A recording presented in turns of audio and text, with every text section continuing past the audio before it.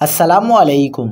कराची में क़यामत का मंजर था जब एक रिहायशी इमारत में कायम एलपीजी गैस सिलेंडर की दुकान अचानक धमाके से लरज़ उठी। हर तरफ आग के शोले और चीखों पुकार की आवाज़ें बुलंद हो रही थी। क्या आप हालात हाज़रा से आगाही हासिल करना चाहते हैं? खबर के पीछे छुपे असल हक़ाइक़ जानना चाहते हैं? तो अभी सब्सक्राइब कीजिए ज़िलमिल पाकिस्तान को और साथ ही घंटी के निशान पर क्लिक कर दें। आपको बताते चलें कि कराची में अफसोसनाक वाक़या फेडरल बी एरिया के ब्लॉक 16 में पेश आया, जहां एक गैस सिलेंडर के धमाके से आग भड़क उठी। इस भड़कती हुई आग ने पूरी दुकान को अपनी लपेट में ले लिया, जहां मौजूद 2 अफराद ने दम तोड़ दिया। ये दुकान एक रिहायशी इमारत में कायम थी और वहां मौजूद दीगर सामान भी इस आग की लपेट में आ गया। फायर ब्रिगेड के 2 टेंडर फौरन पहुंचे और आग पर काबू पाया, लेकिन जब शोले खामोश हुए तो मलबे से 2 जली हुई लाशें बरामद हुई।